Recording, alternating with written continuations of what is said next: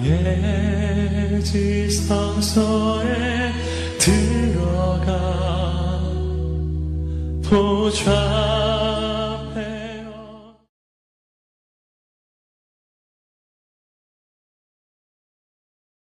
갈릴리 교회는 갈릴리 교회 목회 철학에 따라서 이 명절을 맞이하면서 다 가정으로 성도들을 파송을 다 합니다. 그래서 이 명절 기간에는 교회 문을 닫고 더 이상 이 기간에는 교회도 생각하지 말고 교회도 절대 오지 말고 어디로 가라고요? 가정으로 가라. 가정으로. 그리고 부모 형제를 품고 여러분들이 거기서 예배하고 거기서 기도하고 여러분의 가정을 세우라 그랬어요. 그래서 오늘 금요기도 때 아무도 안 오실 줄 알았는데 그래도 많은 분들이 와 계시네요. 할렐루야. 우리 옆에 있는 성도들 바라보면서 함께해서 행복합니다. 우리 옆 사람 바라보며 축복합니다. 함께해서 행복합니다. 할렐루야. 분명한 사실은 오늘 이 기도의 자리, 말씀의 자리, 이 자리에 함께 하신 분, 여러분 곁에 있는 분, 하나님이 여러분에게 보내주신 분임을 꼭 신뢰하시기 바랍니다. 그분이 있어서 여러분의 인생이 행복한 거예요. 사람이 항상 가까이 있는 사람에게 잘해야 돼. 사람들이 착각하는 거예요.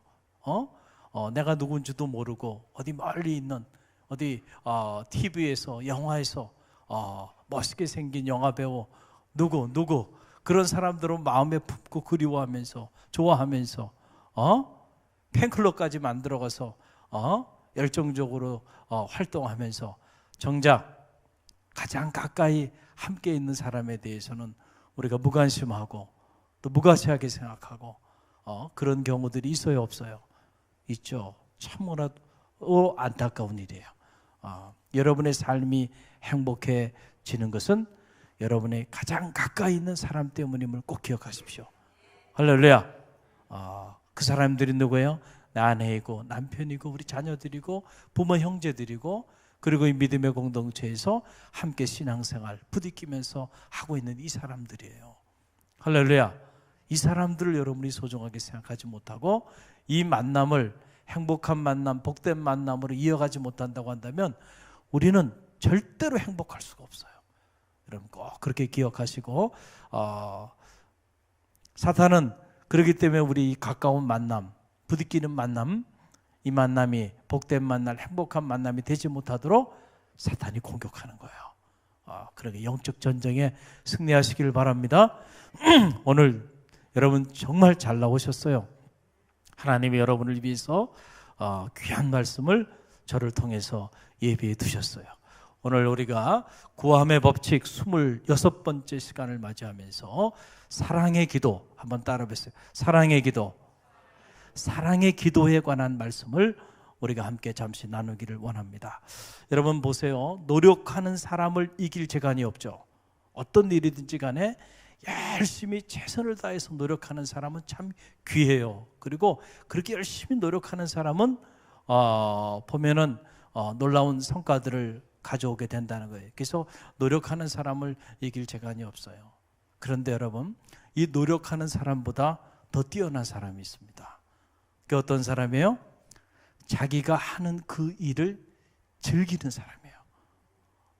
저희 둘째 딸이 중학교 때 일이에요. 제가 대학에 교편 잡고 있을 때였는데 어느 날 제가 우리 둘째 딸 방을 이렇게 들어가 봤어요. 그랬더니 책상에 있고 책상 앞에 그 검은 두꺼운 글씨로 뭐가 이렇게 써 있더라고요. 그게 얼마나 궁금해. 그래서 제가 이렇게 보니까 거기 이렇게 써 있더군요. 피할 수 없으면 즐겨라. 이렇게 써놨더라고요. 그러니까 그 아이가 공부하면서 너무너무 힘들었던 거야. 그런데 어떻게 할까? 도망가고 싶었겠죠.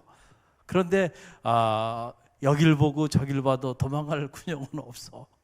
그러니까 피할 수가 없다면 내가 즐겨야 되겠다. 그러니까 몸부림치는 거죠. 아마도 우리 딸만 그렇겠어요. 지금 한국 사회 안에서 이렇게 대학 입시를 앞두고 있는 우리 모든 자녀들이 다 이런 마음을 가지고 몸부림치고 있지 않겠나 생각이 들고, 특별히 이제 수능을 앞두고 있는데 얼마 남지 않았어요. 이제 지칠 때가 됐습니다.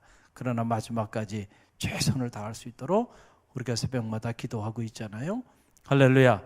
아이들이 몸부림치고 있는 거예요. 몸부림치고 있는 거예요. 자, 그렇습니다. 어떤 일이든 자기가 하고 있는 일을 정말로 자기가 좋아서 즐길 수 있다고 한다면 그 사람은 노력하는 사람보다는 훨씬 뛰어난 사람이에요. 그런데 여러분 보세요. 이 즐기는 사람보다 더 뛰어난 사람이 있어요. 어떤 사람일까요? 자기가 하는 그 일을 사랑하는 사람입니다. 할렐루야. 어떤 일이든 자기가 하는 일을 진심으로 사랑하는 사람은요, 여러분 사랑하면 미치게 돼 있어요. 그래서 fall in love라고 그래요. 영어에도 사랑에 빠진다, 떨어진다라고 하는 거죠. 어떤 일이든 자기가 정말로 마음으로 사랑하면 그 일에 미치게 돼 있고, 미쳐서 자기 일을 하는 사람을 감당할 사람이 없어요. IQ의 문제가 아닙니다. 여러분, 정말로 내가 미쳐서 할 수 있다면, 사랑에 빠져서, 그러면 거기에 기적이 나타나는 거예요. 할렐루야. 저는 이 신앙생활도 똑같다고 생각합니다. 우리 신앙생활도. 어떤 사람들은 신앙생활을 내가 신앙생활을 참 잘해봐야지 하고 노력하는 사람들이 있어요. 그렇죠. 참 귀한 일이에요. 참 아름다운 일입니다. 그런데 여러분, 이 노력하는 것만 가지고는 안 돼. 왜 그러냐면 우리가 신앙생활 잘해보려고 이렇게 몸부림치고 노력하다 보면, 노력하는 사람에게는 언제나 뭐가 따라오냐면, 뭐가 따라와요? 처음에는 내가 노력해서 열정적으로 뭔가 이렇게 할 수 있을 신앙생활을 열심히 해. 그런데 그것이 지속되기가 어려워요. 왜냐하면 노력하는 사람에게는 항상 뭐가 거기 따라가냐면 힘든 거야. 노력하기 때문에 힘든 거야. 그렇기 때문에 지치게 돼 있어요. 노력하는 사람의 그 노력이 계속 지속될 수 없는 이유는 노력하는 만큼 내가 지금 힘이 들기 때문에. 계속해서 노력할 수 있느냐? 아니에요. 내가 1, 2년은 열심히 노력해서 신앙생활을 모범적으로 이렇게 할 수 있지만은, 그러나 결국은 지치게 돼 있어요. 이걸 우리가 영어로 번아웃 한다 그래요. 결국 내 안에 있는 에너지가 다 고갈되고 다 타버리기 때문에 결국은 지쳐서 쓰러지게 된다는 거예요. 그래서 노력하는 그것 정말 중요하지만, 이것보다 우리가 신앙생활을 더 잘하려면 신앙생활을 즐겨야 한다는 거죠. 할렐루야. 즐기는 사람은 자기가 좋아서 하기 때문에, 찬양하는 거 자기가 좋아서 자원하는 마음으로 하기 때문에 기쁨이 있죠. 자, 영적인 교제 나누는 게 이 사귐이 너무 좋아. 그래서 그 즐기면서 하는 거고요. 이렇게 좋은 말씀을 듣는 것이 좋아. 그래서 이 말씀을 듣는 것을 즐기면서 이렇게 한단 말이에요. 그러니까 이런 사람들은 그냥 내가 몸부림치면서 노력해서 신앙생활 하려고 부단히 애쓰는 사람보다는 훨씬 더 오래 또 가볍게 신앙생활을 이렇게 할 수가 있는 거죠. 그런데 이 신앙생활을 즐기는 사람의 약점은 어디 있냐면은, 이 즐기는 사람은 대부분이 이 신앙생활을 즐기는 이 즐김이 자기 중심적일 수 있는 확률이 크다는 거예요. 무슨 말인지 알겠죠? 내가 좋은 거야. 찬양하는 게. 내가 영적인 교제하는 게 좋은 거야. 내가 좋은 말씀을 듣는 것이 참 좋은 거야.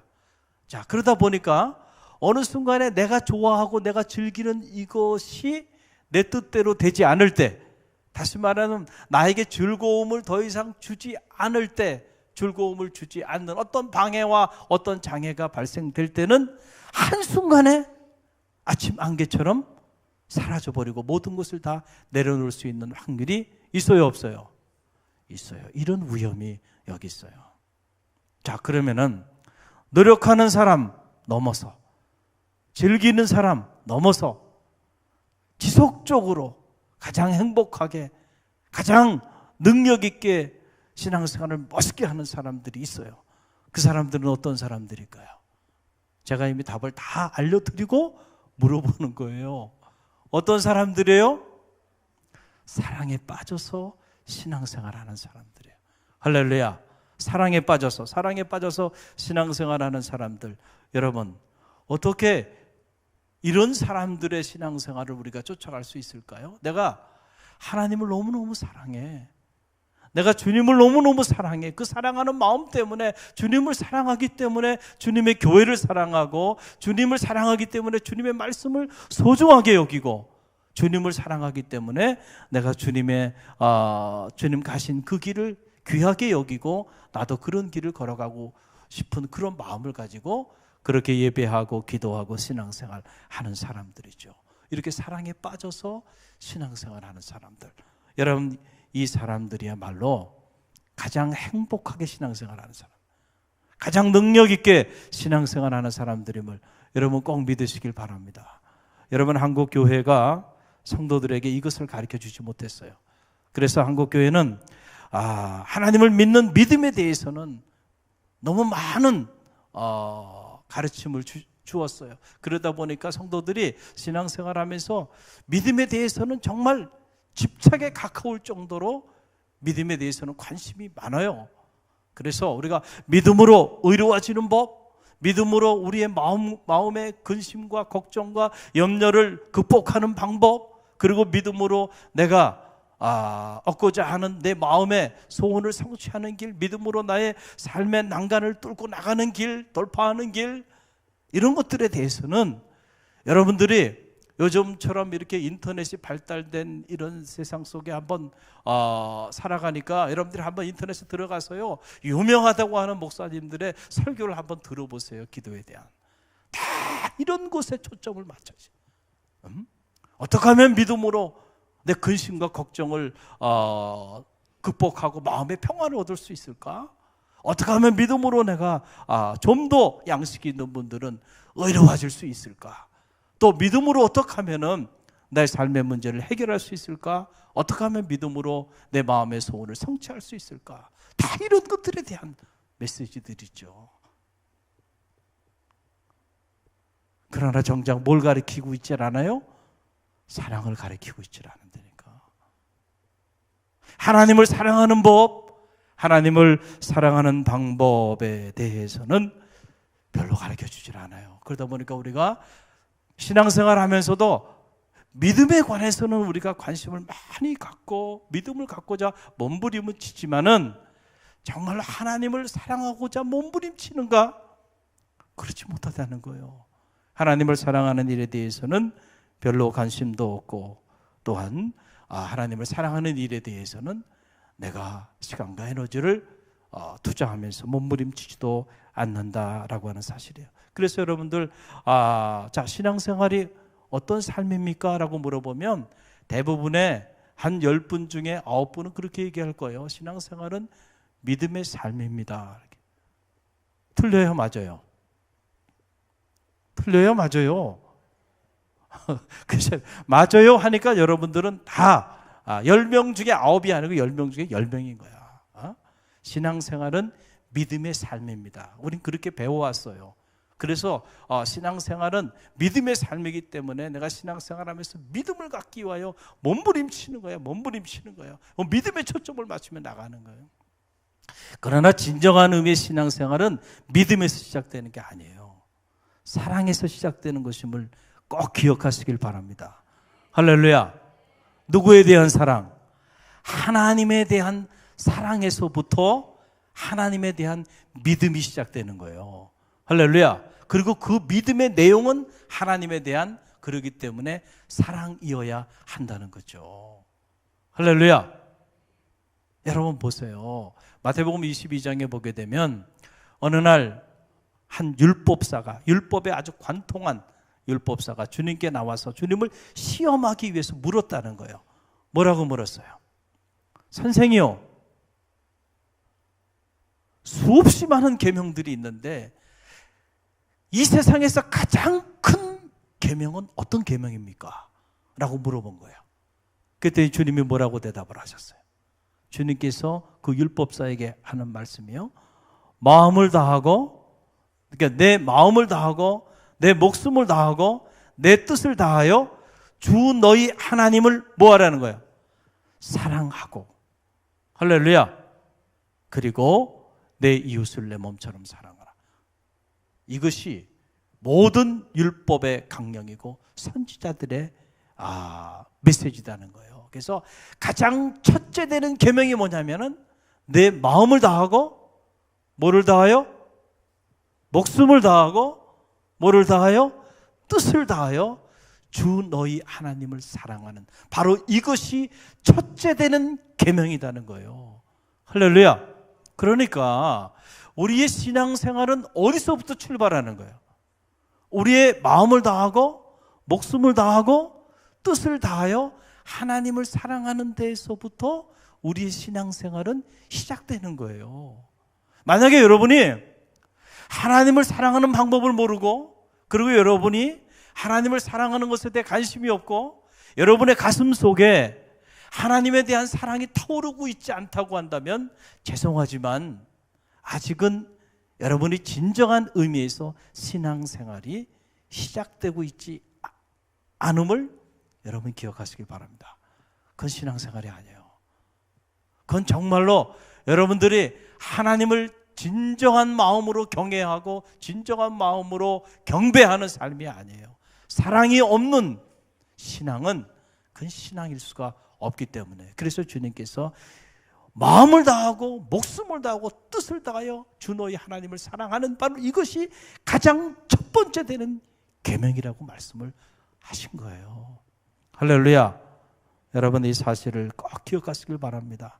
하나님에 대한 사랑이 없는 기도가, 그렇기 때문에 우리 신앙생활을 병들게 하고, 하나님을 사랑하는 사랑이 없는 기도가 우리 신앙생활을 몸이 건조하게 만들고, 사랑이 없는, 하나님에 대한 사랑이 없는 우리 기도가 우리를 낙심하게 만들고, 하나님에 대한 사랑이 없는 우리 기도가 한국 교회를 병들게 만들 수 있다는 사실을 여러분 꼭 기억하시기를 간절히 바랍니다.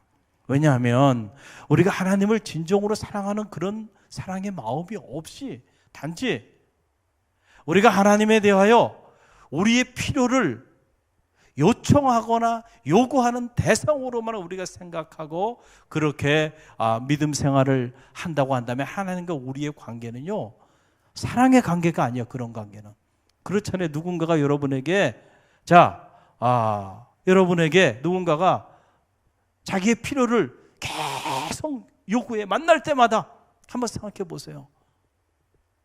그리고 여러분은 그 필요를 채워줘야만 되는 이런 부담스러운 관계 속에 있다고 한다면, 여러분 그 관계가 오랫동안 깊이 있게 지속될 수 있나요? 그럴 수 있어요? 어렵죠. 대단히 부담스러운 관계가 되는.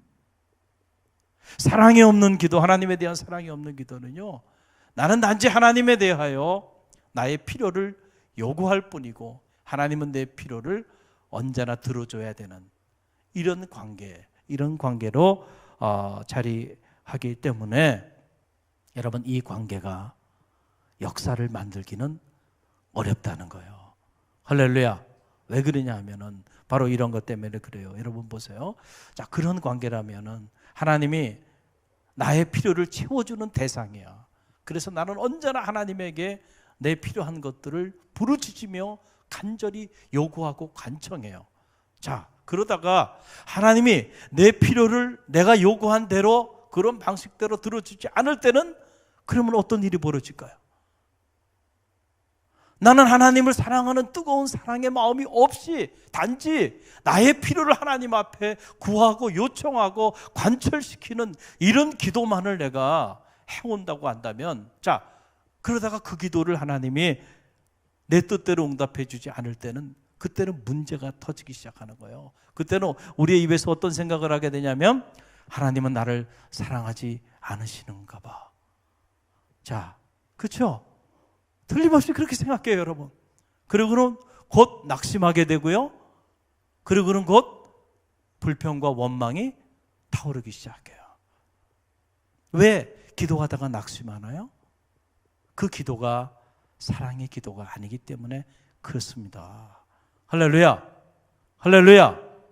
하나님에 대한 사랑이 없는 기도, 그 기도는 우리를 낙심하게 만들고, 그리고 때로는 우리를 하여금 하나님을 기도하면서도 원망하게 만들고, 기도하면서도 하나님 앞에 불평불만을 갖게 하고, 기도하면서도 참으로 부담스러운 삶을 살게 만든다라고 하는 그런 사실이에요. 그 이유는 우리의 기도가 사랑의 기도가 아니기 때문에 그래요. 하나님을 사랑하지 않고도요, 열정적으로 기도할 수 있어요. 하나님을 사랑하지 않고도요, 여러분 100일 기도할 수 있어요. 하나님을 사랑하지 않고도요 40일 금식 기도할 수 있어요. 무슨 이야기인지 아시겠죠? 할렐루야, 할렐루야. 오늘 우리 기도가 과연 어떤 기도가 되어야 할까? 여러분, 사람과 사람 사이의 관계도 저는 마찬가지라고 생각합니다. 제가 주의 길을 걸어가고 또 대학에 오래 있다 보니까 제자들 주례도 많이 섰고 또 제 나이에 비해서는 결혼식 주례를 많이 이렇게 하게 되는데, 최근에도 또 이제 결혼식 주례를 하게 되는데, 저는 결혼식 주례할 때 한 가지 조건을 겁니다. 그냥 주례 안 해줍니다. 여러분, 토요일 날 주일을 준비해야 되는데 보통 토요일 날 결혼식을 하잖아요. 토요일 날 그 결혼식 주례하기 위해서 나가는 일은요, 주일날 온 성도들이 말씀의 꼴을 먹기 위해서 전교인이 그 한 시간 기다리고 있는데, 그때 내가 더 깊이 있는 필요한 말씀을 한 시간이라도 더 깊이 있게 준비해야 되는 그 시간을 빼서 가는 거예요. 할렐루야. 그렇기 때문에 사실 토요일 날 함부로 제가 시간을 다른 데 쓰지 않는단 말이에요. 근데 이제 결혼식이 있으니까 결혼식을 어떻게 해야 돼요? 집례를 해줘야 되는데 그게 아무나 안 해줘요. 아무나 안 해줍니다. 제가 이렇게 한가한 사람이 아니에요. 조건을 걸어요. 조건은 뭐냐면 반드시 결혼 예비 교육을 필요해야만, 그 조건을 걸어요. 시간을 내서 평일날 나하고 결혼식 예비 교육을 할 건가 안 할 건가 하겠다 그러면 제가 승낙하고요. 그거 저희 바빠서요 못 하겠는데요. 그러면은 다른 사람한테 주례해달라 그러라고. 왜냐하면 여러분, 요즘 주례 함부로 하면 안 되는 게요, 결혼하고 이혼하는 사람들이 많아요, 적어요? 너무 많아. 한번 생각해봐. 내가 주례했는데 그 주례하는 가정이 만약에 여러분 문제가 생겨서 그 가정이 파산하게 됐다 그러면은 하나님 앞에 그 얼마나 큰 죄가 되고 또 저 개인적으로는 얼마나 큰 아픔이 되겠어요. 아직까지는 그런 가정이 없어요. 아직까지는 제가 다 지켜보고 있거든요. 그리고 결혼 예비 교육할 때 교육을 끝나고 난 다음에 각서를 받아요. 그래서 예비 신랑 앞에서 예비 신부 앞에서 서로 각서해가지고 주고받고, 본인들이 하나씩 주고받고 나한테 하나 또 제출하게 해요. 내가 보관하고 있고, 남편은 아내 거, 아내는 남편 거 각서 이렇게 해가지고 사인 다 받아가지고요. 여기에 문제가 생기면 우리 셋이 책임져야 되는 거야. 할렐루야. 제가 그런 마음을 가지고요 이렇게 섬겨주는 거예요. 자, 그런데 여러분 보세요. 결혼식을 아무리 화려하게 거창하게 결혼식을 치렀다고 해서 행복한 삶을 사는 것이 보장이 되나요? 보장이 돼요? 아니죠. 그런데 대부분의 많은 결혼을 앞두고 있는 젊은 예비 신랑 신부들이요, 어떤 결혼식장에서 우리가 어떤 프로그램을 가지고, 그리고 혼수는 어떻게 하고, 그런 거에 거의 시간의 90% 이상을 투자하는 거예요. 그리고 1시간 이 결혼 예비 교육을 하는 것조차도 부담스러워서 시간을 잘 못 내겠다고 하는 사람들이 있어요, 없어요? 이때니까 너무너무 안타까워요. 혼수를 잘 준비하면 잘 준비한 만큼 행복한 결혼 생활이 보장이 되나요? 결혼식장이 남들 결혼한 것보다 더 화려한 결혼식장에서 더 화려한 프로그램을 가지고 화려한 이벤트를 가지고 그렇게 결혼식을 하게 되면 그렇게 한 만큼 행복한 삶이 보장이 되나요? 보장이 돼요? 그러면 다 잘 알고 있잖아요. 근데 마치 그것이 내 행복한 결혼 생활을 보장해 줄 수 있는 것처럼 그렇게 집착을 하고요.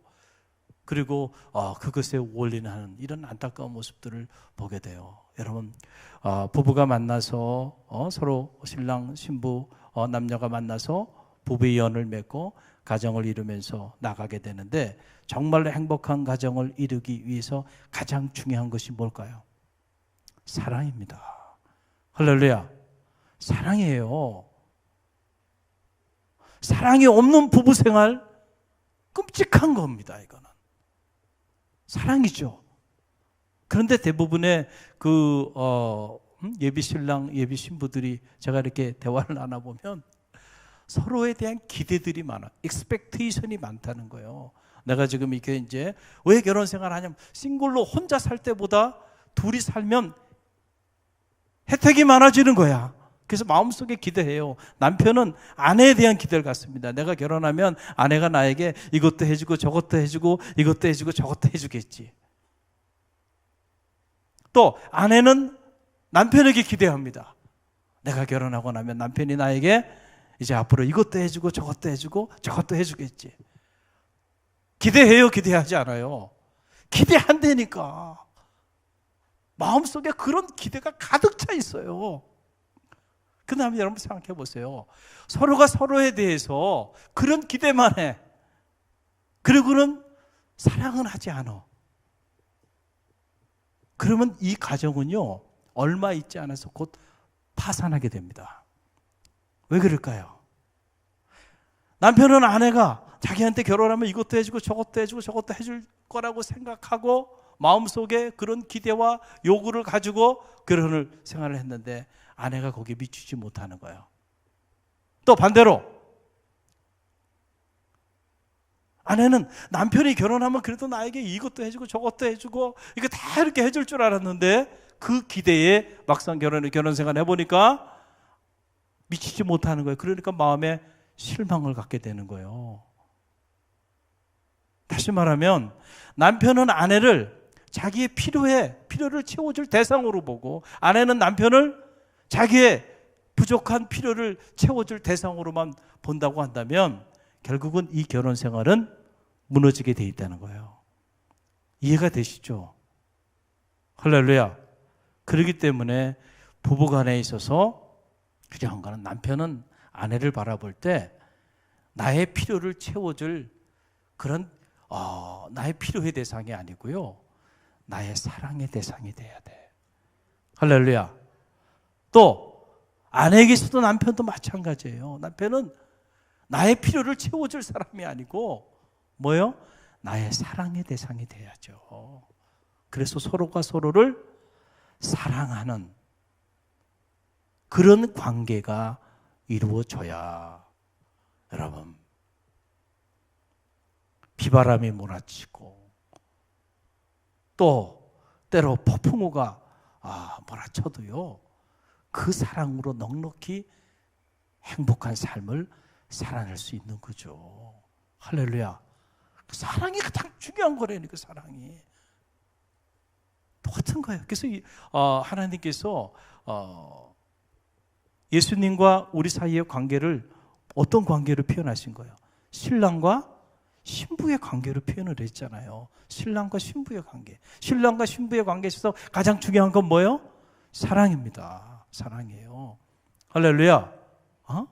신랑과 신부의 관계는 사랑이에요. 그래서 우리가 신앙생활하면서 가장 중요한 것은 여러분들이 신랑 대신 예수님을 뭐 하는 일이에요? 사랑하는 일입니다. 사랑하는 일이죠. 예수님을 여러분의 필요를 채워줄 대상으로 생각하면 안 된다니까.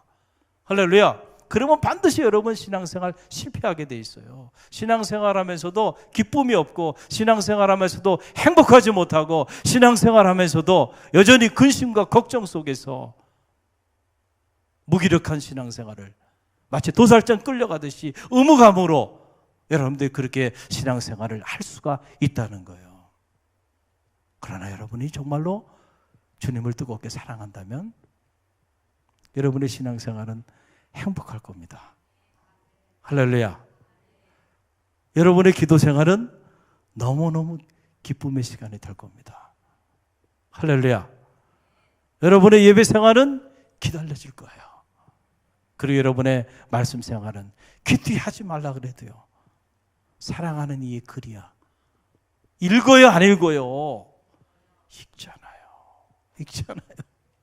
제가 지금도 잊혀지지가 않아요. 20대 참 군생활할 때 그 위문 편지, 국군 아저씨께 저하고 아무런 관계도 없는 그런 어떻게 보면 불특정 다수를 향해서 쓴 편지인데도요, 이렇게 인사과에 가니까 막 겨울에 위문 편지가 막 쌓여 있는데 거기서 마음에 드는 거 골라가거든요.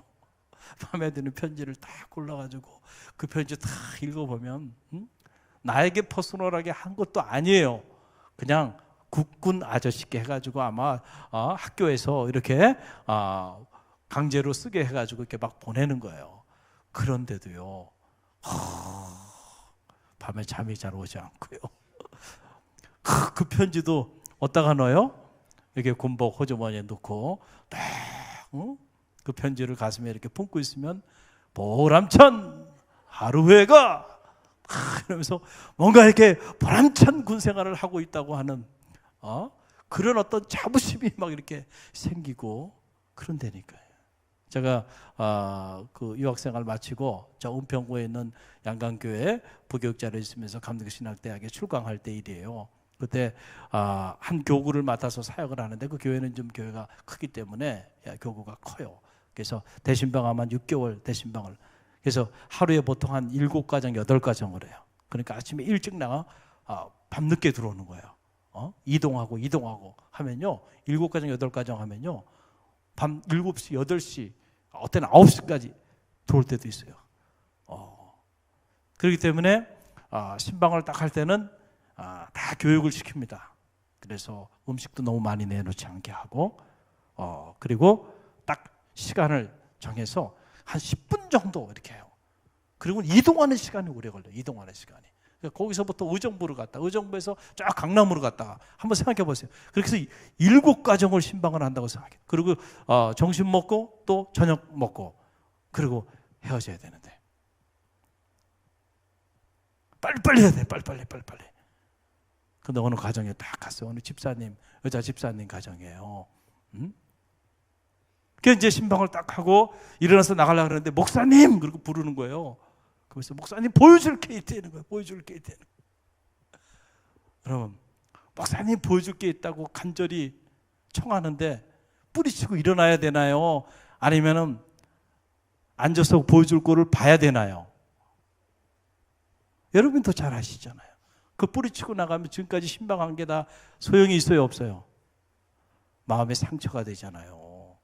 그래서 교육은 붙잡지 말라고 교육은 했지만 간혹 붙잡는 사람이 있어요, 없어요? 이때니까요. 음식도 준비하지 말라 그랬는데 준비하는 사람이 있어요, 없어요? 있어요. 그때 보면은 특히 이제 나이 드신 지방에서 오신 할머니 할아버지들은요, 1년에 한 번 목사님 오니까 막 떡을 해가지고요.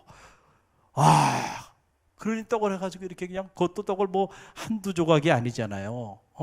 떡을 그냥 이렇게 풍성하게 하셔가지고 다 내놓는데요. 먹어야 할까요? 안 먹어야 할까요? 목회는 먹회예요. 잘 먹어줘야 된대. 제가 배가 좀 나온 것도요, 은혜입니다. 십자가예요, 십자가. 그래서 그 떡을 다 먹었어요. 너무너무 맛있다고 그러면서 칭찬하고 다 먹었는데 그 다음 집 가니까 또 떡이 나와. 나중에 음식이 무서워져요. 이해가 되시겠어요? 자, 교육을 시켜도 어쩔 수 없는 상황들이 있죠. 근데 이분이 이 젊은 여자 집사님인데 목사님 보여줄 게 있다는 거예요. 그래서 딱 뒤를 돌아보니까 지금은 그렇게 앨범 같은 거 잘 만들지 않지만 옛날에는 이렇게 결혼하면 결혼식 앨범을 이렇게 만들잖아요. 그리고 앨범이 보통 이렇게 좋은 가죽으로 이렇게 돼 있는 앨범. 그 앨범을 갑자기 꺼내온 거예요. 앨범을.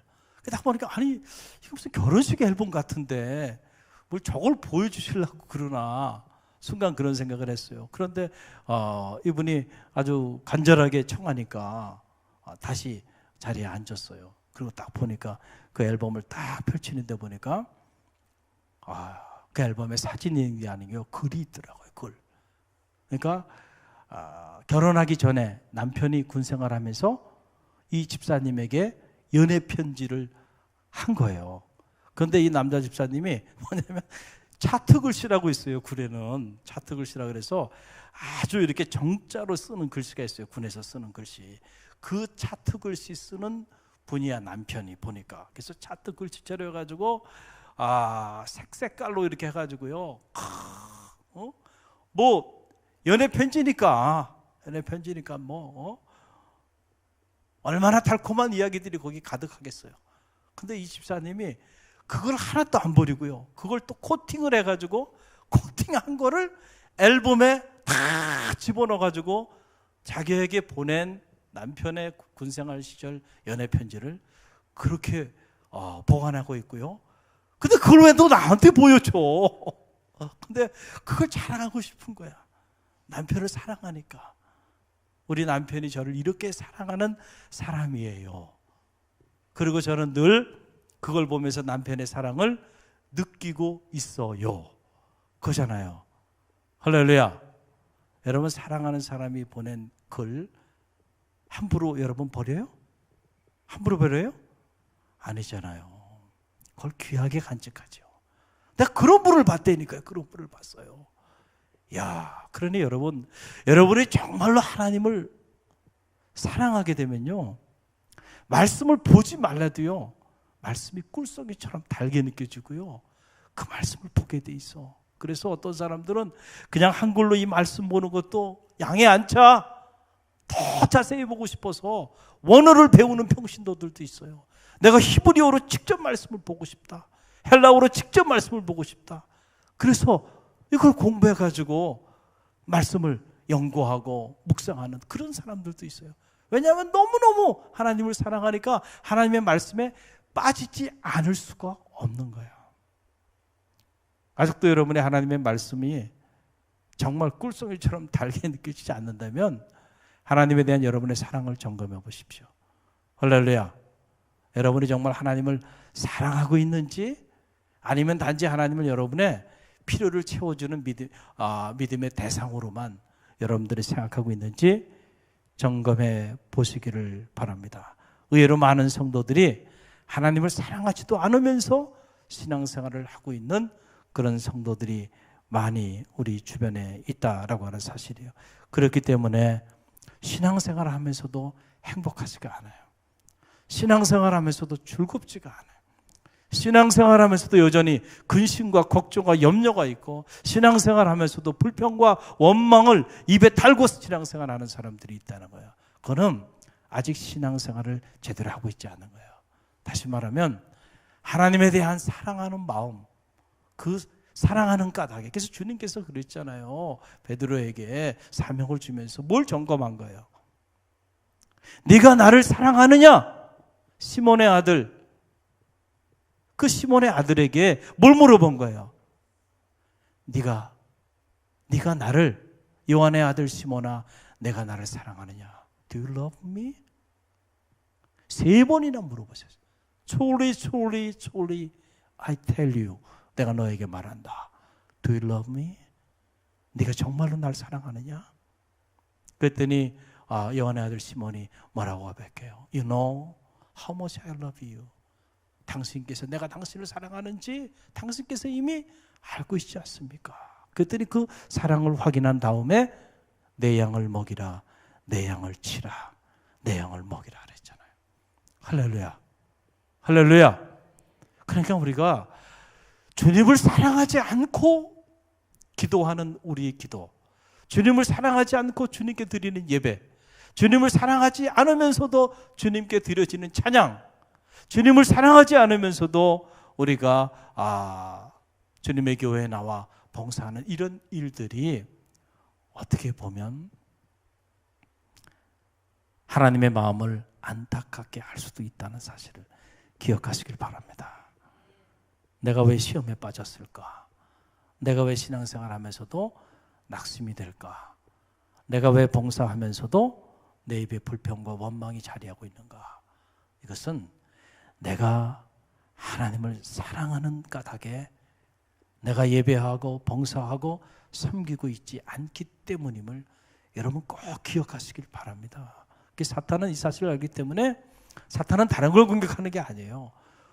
우리의 가슴이 하나님을 향하여 타오르지 않게 공격하는 거예요. 그래서 하나님에 대한 사랑조차 생각하지 않게 하고요. 단지 나의 필요만을 하나님 앞에 요구하는 그런 기도자로 머물러 있게 하는 거예요. 그래서 결국은 한두 번은 그 기도가 응답될 수 있지만은, 그러나 그런 기도는 결국은 낙심에 빠지고 시험에 빠지고 결국은 무너지는 기도가 되고 만다는 거예요. 가장 강력한 기도, 그것은 사랑의 기도임을 꼭 기억하시길 바랍니다. 할렐루야. 그래서 오늘 본문의 말씀에서 하나님께서 우리에게 주신 놀라운 말씀의 시편 91편 14절 말씀, 저와 여러분이 함께 읽어봅니다. 하나님이 이르시되 그가 나를 사랑한즉 내가 그를 건지리라. 하나님이 말씀하신 거예요. 그가 나를 사랑한즉 내가 그를 건지리라. 할렐루야. Because he loves me. 그가 나를 사랑한즉 I will rescue him. 내가 그를 구원하리라, 건지리라. 우리가 정말로 하나님을 사랑한다면, 그리고 우리가 정말로 하나님 앞에 사랑의 기도를 올려드릴 수만 있다고 한다면, 여러분이 지금 어떤 삶의 상황이 있든지 간에 좌절하거나 절망하거나 염려할 필요가 없어요. 왜냐하면 우리가 오늘 어떤 환난 가운데, 어떤 문제 가운데, 어떤 고난 가운데, 어떤 위기 가운데, 어떤 역경 가운데 있다 할지라도 우리가 정말로 하나님을 사랑할 수만 있다면, 그래서 나의 기도가 하나님에 대한 사랑의 고백일 수만 있다고 한다면, 반드시 하나님은 당신을 사랑하는 자를 외면하지 아니하시고 구원해 주시는 분, 건져 주시는 분이심을 여러분 굳게 신뢰하시기를 간절히 바랍니다.